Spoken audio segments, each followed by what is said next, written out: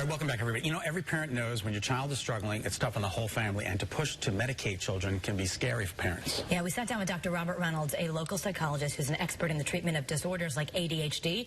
He says most parents don't even know there is a scientifically based, effective way to treat children and adults without the drugs.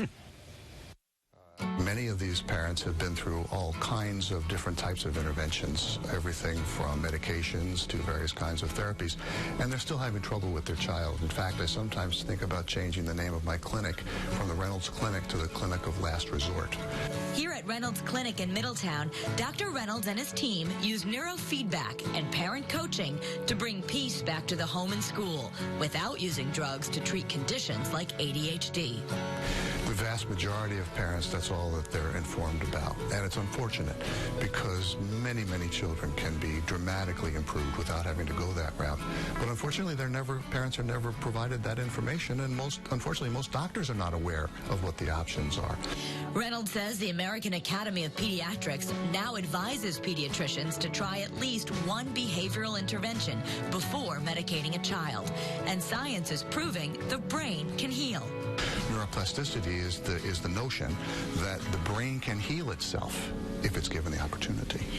So the first thing we do here is we actually take pictures of that electrical activity through what we call the brain map. So the purpose of the brain map is to take a look at how intact is the child's grid. And if it isn't, then I know what needs to be improved, which is what the next step of what we do is, which is neurofeedback training to bring those parts of the grid back online. So this is where the hope comes in. There's a solution if one part isn't communicating right. Yes, and not only that, but if one person isn't communicating, one part is not communicating right, and you bring that part online, the whole grid gets stronger. Neurofeedback looks a lot like playing video games, which we all know kids love. I give it a try. First, sensors are placed on my head to measure my brain's activity. Next, I play the game, but there are no hand controls. Instead, I focus on keeping the car straight, and my brain's energy moves it. The more focused you are, that sensor that's attached to your skull is picking that up. Very good. So it's giving your brain a message that it's never gotten before, which is how to pay attention. You know, when we tell kids, pay attention, you got to pay attention, that doesn't mean anything to them. When we give their brains the information of what that means when you drift, bring yourself back. When you get anxious, bring yourself back. That back place, that center place, is what we're strengthening. This is one part of a three-prong approach Reynolds uses. He also works with the school to make sure a child's learning needs are met in class, and parents are coached on home strategies. Again, if you've got a child with ADHD or ODD, I basically tell them, if they don't know already, your child's behavior is running the family. So you need to get back in charge, and we teach parents the skills that they need to manage that household, to get back in charge of that household. What's the timeline for change? We say about 3 months, but it's not a long-term process, and once they're finished for the rest of their lives. It's like learning to ride a bicycle. You never forget it. And for adults, he says it's never too late to learn.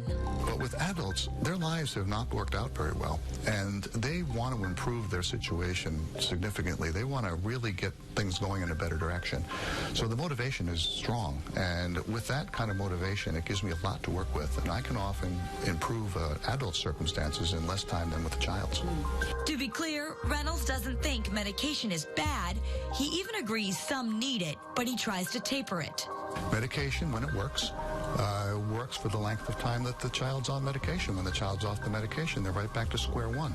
Our philosophy here is skills before pills. We want to teach children the skills that they need to manage their lives. Reynolds uses these skills to help children and adults with issues ranging from ADHD to OCD to sensory processing disorder, autism spectrum disorders, and childhood depression, anxiety, and more.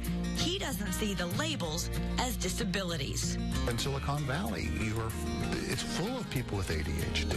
That creative energy engages these people, and it's almost like Silicon Valley is like a magnet for these ADHD kids. And And so there are more and more environments where having ADHD is actually an advantage, not a disadvantage. Unfortunately, the average classroom is not one of those environments. I love working with these kids.